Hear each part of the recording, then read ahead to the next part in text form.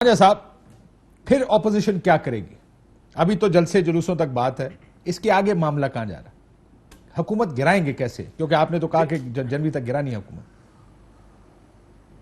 काशिफ साहब, एक बड़ी दिलचस्प बात मुझे याद आई है फैसल साहब की बात सुन के कि फ़ौज के बारे में हम बात करेंगे तो इनके और उनके आपस में इख्तलाफात शुरू होंगे और फिर इनको रास्ते से हटना पड़ेगा और हमें एनआरओ देना पड़ेगा। एनआरओ तो लेके फिर ये आए हैं। अगर यही पॉलिसी और अगर यही थ्योरी लगाई जाए जो फैसल साहब ने कही है, इमरान खान साहब 2001-2 में फ़ौज के बारे में जो बातें करते थे वो गुफ्तगू निकाल लें, फिर वो गुफ्तगू बढ़ती गई, उनकी बढ़ती गई और एकदम चीज़ें उनकी ठीक हो गई। फिर इमरान खान साहब को एनआरओ मिल गया, इसका मतलब, और इक़्तिदार में आ गए। अगर यही तरीकाकार ये बना रहे हैं, भाई हमारा तरीकाकार आप वाला नहीं होगा कि हम फौज के बारे में इस तरह बातें करेंगे जिस तरह आप बातें करते थे। आपकी रिकॉर्डिंग्स मौजूद हैं, आपने इंडिया की आपकी वो कौन सी अदालत एक प्रोग्राम है उसमें बैठ के जो पाकिस्तान की फौज के बारे में इमरान खान साहब ने बातें की, उसके बाद फिर आपने हामिद मीर साहब के प्रोग्राम में जो गुफ्तगू की, फिर उसके बाद आपकी ऑन रिकॉर्ड चीज़ें हैं आपकी, उसके बाद दूसरे छोटे छोटे क्लिप्स हैं जिसमें इंतहाई फजूल जुबान हमारे आला फौज के अफसरान के बारे में इस्तेमाल की गई है। और अभी भी अगले दिन उन्होंने अपनी एक जाती मीटिंग की है अपने सारे स्पोक्स पर्सन की, उसके बीच में इन्होंने जो जुबान इस्तेमाल की है, तनख्वाहदार तबका, ये जुबान इस्तेमाल की है कि ये बड़े डरपोक होते हैं। बैठे हुए थे। ये जुबान इन्होंने खान साहब ने फिर इस्तेमाल की है। ये हुई है बात। देखिए, ये हमारी सोच नहीं है। ये जो बात कर रहे हैं, ये जो गुफ्तगू खान साहब कर रहे हैं, ये गुफ्तगू खान साहब खुद करते हैं, खुद एक बात को छेड़ते हैं, फिर उसके अंदर अदारों को ले आते हैं। खैर, उसकी दूसरी बात यह है कि हम जलसे जुलूस हमारे कहां तक जाएंगे। हमारा लाहौर वाला जलसा जब होगा उसके बाद आपको ये चीज साफ नजर आ जाएगी कि हम क्या चाह रहे हैं, और उसके बाद फिर हम नहीं, लेकिन हुकूमत, मैं तो हुकूमत गिराने का कोई तरीका पूछ रहा हूं, क्योंकि इस मुल्क की एक तारीख रही है और उसमें ये लॉन्ग मार्चेस, धरने, बहुत चीजें ऐड होती गई हैं वक्त के साथ साथ। एक ऐसा धरना इमरान खान साहब लेकर आए थे जिसको एस्टैब्लिशमेंट की हिमायत भी हासिल थी, नंबर्स भी थे, जलसे भी बड़े बड़े कर रहे थे। अगर आप जलसों का मुआवजा करें तो उनके जलसे भी बड़े थे, लेकिन हुकूमत नहीं गिरी। आप क्या ऐसा करेंगे जिससे आपको लगता है कि हुकूमत गिर जाएगी? क्योंकि उससे लगता है कि अगर आप फौज को इन्वॉल्व करेंगे, आर्मी चीफ का और डीजीआईएसआई का नाम लेंगे तो प्रेशर डलेगा, और यही एक तरीका लग रहा है आपको? देखिए, फौज हमारे लिए बड़ा काबिल एतमाद और बड़ा काबिल एहतराम अदारा है। फौज को हम नहीं कर रहे, हम बेसिकली देखें, अभी एक काजी फायज ईसा साहब का केस में फैसला है। लेट से हम इसी केस के बीच में 3 चीज़ें उठा लेते हैं। हम सदर पाकिस्तान के खिलाफ उठा लेते हैं कि जी उनकी इम्पीचमेंट होनी चाहिए, के अंदर ज़ाहिर है सदर पाकिस्तान आएंगे और उनके ऊपर वोट होगा, वो बताएंगे कि उन्होंने एक इन्फॉर्म्ड ओपिनियन क्यों नहीं फॉर्म की थी, इस पे भी वोट होगा। ये भी हुकूमत के लिए एक बहुत बड़ा टेस्ट केस होगा। फ़रोग नसीम साहब का रेफरेंस है, फ़रोग नसीम साहब के बारे खिलाफ एक रेफरेंस मूव किया जा सकता है इलेक्शन कमीशन में। उन्होंने अपने ओथ की वायलेशन कर दी, जिस तरह प्रेसिडेंट साहब ने अपने ओथ की वायलेशन कर दी। उसके साथ साथ शहजाद अकबर साहब जो हैं, वो अपनी जो अथॉरिटी उनकी नहीं थी, उन्होंने वो रोल एज्यूम करके एक आला अदलिया के जज की, हमें बात करते हैं ना, हम तो कहते हैं कि आप अदलिया को इज्जत देना, आप अब जजों को इज्जत देने का जो वक्त है वो हुकूमत के पास आ गया। तरीकाकार हमारे पास बड़े हैं, हमने स्टेप बाय स्टेप जाना है, और उसके बीच में हम स्टेप बाय स्टेप फेजेस में जाके बिल्कुल इनको इतना कमज़ोर करेंगे इंशाल्लाह, चाहे हम पार्लियामेंट के बीच में वोट ऑफ नो कॉन्फिडेंस ले आएँ प्राइम मिनिस्टर के बारे में, चाहे हम स्पीकर के बारे में वोट ऑफ नो कॉन्फिडेंस ले आएँ। और मैं आपको ये भी बता देता हूँ कि कुछ चीज़ें ऐसी भी होंगी, आप देखिएगा, कि जिनको ये तनख्वाहदार तबका कह रहे थे, खान साहब कुछ देर मीटिंग में बैठ के और कह रहे थे बड़े डरपोक होते हैं और इनका इतना डिफेंस करो कि इनके स्टूजेस भी ना लगो, लेकिन थोड़ा बहुत इनको डिफेंड कर देना। वो लोग जब इनके पीछे नहीं होंगे तो ये तो 2 मिनट की बात है। ठीक, चौधरी साहब, आप क्या देख रहे हैं? बात उसके बाद ये पूछ ले कि ये सब कुछ क्यों कर रहे हैं। चलें, ये बता दें चौधरी मंजूर साहब, पहले इसका जवाब दे दें कि क्यों कर रहे हैं। वो मैं अगर कहो तो महंगाई अगर देख ले तो किसी को कुछ कहने की जरूरत नहीं है। महंगाई की वजह से सबसे बड़ा रोला तो आपके सर महंगाई के लिए निकले बाहर। चौधरी साहब, वो कहते हैं महंगाई बड़ा सिंपल और सादा इशू है। मैं अगर एक शीट बनाऊं जो इन्होंने प्रोमिसेस किए थे और उनमें 2 साल या 2.25 साल की परफॉर्मेंस पे मैं इनकी परफॉर्मेंस गेज करूं तो मुझे कहीं कोई चीज़ नज़र नहीं आती। अगर खारजा पॉलिसी देखें, अगर डेट पे जो इन्होंने बातें की थी, अगर मैं कर्ज़ों पे उसको देखूं, अगर मैं पेट्रोल पे जो इनकी पॉलिसी थी कि 46 रुपए का लीटर होगा, अगर मैं उसको देखूं, अगर मैं महंगाई को देखूं, अगर मैं बेरोजगारी को देखूं, अगर मैं घरों को देखूं, ये जितनी चीजें हैं ऑलमोस्ट इनका 2.25 साल का मतलब है अगले 2-3 महीनों में इनका 2.5 साल मुकम्मल हो जाएंगे। तो 2.5 साल में कम से कम वो आधे वादे पूरे हो जाने चाहिए थे, नंबर 1। नंबर 2, आगे कोई पॉलिसी या कोई विजन आपको नजर आए, वो भी नजर नहीं आ रहा। या कोई अभी तक आप बता दें कोई पॉलिसी आपको नजर आ रही है कि ये इस तरह से उसको डिफेंड करेंगे। एक चीज पे जो प्राइम मिनिस्टर कर रहे हैं कि हमारा करंट अकाउंट बहुत बेहतर। चौधरी साहब, मैं आपको बता सकता हूं एक पॉलिसी, मेरी ख्वाहिश है जी प्लीज। भंड करने की। मैं मेरे से किसी ने भाई ने फोन किया इनकी हुकूमत, मैं कहा भंड करी जा रहे हैं रोज दे रोज। मेरे से किसी ने फोन किया, मुझे कहा, कहते सर कि हुकूमत को क्या करना चाहिए। मैं कहा पाए तुसी कुछ ना करो तो ज्यादा फायदे च रहोगे, तुसी रोज को नमक कट्टा अपने हाथ से खोल लेते हो।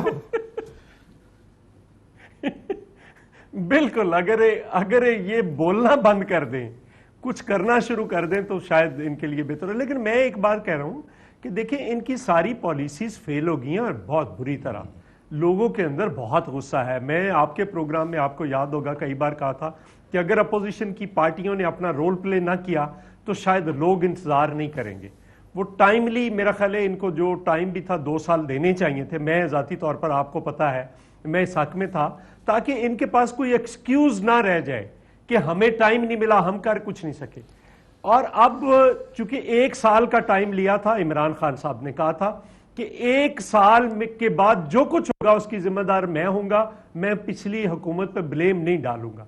तो अब ये बात तो ये कहने से है। एक बात, दूसरी बात ये है, लेकिन चौधरी साहब एक सवाल जो एक लॉजिकल सवाल है। देखिए आपकी भी हुकूमत रही है, मुस्लिम लीग नून भी 5 साल हुकूमत करके गई है।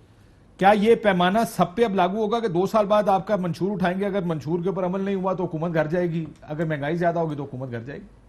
क्योंकि अगर यही पैमाना है तो आप यस, बिल्कुल ये होना चाहिए, बिल्कुल ये होना चाहिए। उसकी रीजन मेरे से सुन लें।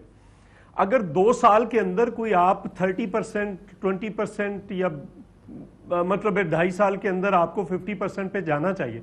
मसलन अगर पीपल्स पार्टी की गवर्नमेंट थी तो तनख्वाहें पहले साल बढ़ी, जो एग्रीकल्चर सेक्टर था वो पहले साल उठा, जो तरामीम के ऊपर 18वीं तरमीम के ऊपर पहले साल हमने काम शुरू कर दिया, NFC अवार्ड पे पहले साल काम शुरू कर दिया, फ्रेंड्स ऑफ पाकिस्तान जो जिसके जरिए हमने तन्हाई से निकाला वो पहले साल आ गई, CPAC पे ऊपर पहले साल के अंदर मुज़ाकरात हो गए, पेंशन्स के अंदर पहले साल के अंदर इजाफा हो गया।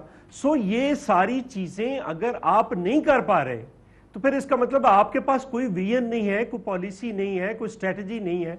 तो अगर आप लोग अब इंतजार नहीं कर सकते, यकीन करें मैं समझता हूं कि सब मसलों से बड़ा मसला महंगाई है। अब लोगों से जिंदा नहीं रहा जाता। वाडा साहब का या इन लोगों का मसला ना हो। वाडा साहब, ये इश्यूज लिस्ट किए उन्होंने कि डिलीवरेबल्स कोई नहीं है आपके पास, वरना आज आप खड़े होकर कहते हैं हमने ये किया ये किया ये किया। डिलीवरेबल्स क्या है? कहते अगर 2-2.5 साल में कोई डिलीवरेबल्स तो दिखाने चाहिए। चले, एक तो पहला सवाल तो है कि हमने कोई डिलीवरी दी थी तो इसलिए आप फौज और अदलिया को गालियां देंगे?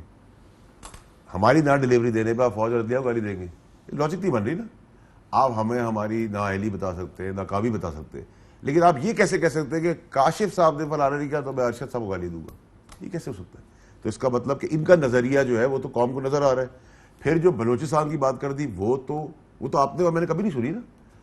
वो क्या बता रहा है आपको? वो नाअहली बता रहा है, नाकामी बता रहा है, प्रोजेक्ट्स ना करने के लिए, महंगाई पे ना कंट्रोल करने के लिए पाकिस्तान को तोड़ दो। ये कौन सा बयानी है? नंबर 1। नंबर 2 ये कि देखिए काशिफ साहब बड़े सीरियस साइड इस चीज़ की है कि ये सारे ऑपोजिशन के लोग जो है वो हमें कह रहे हैं कि हमारे पास कोई चेहरा नहीं दिखाने को। ये कौन कह रहा है? अभी आपके सामने कहा चौधरी बदरू साहब ने कहा कि किस मुंह से आके बात करें। अच्छा, आपके पास चेहरा नहीं है? हमारे पास चेहरा नहीं।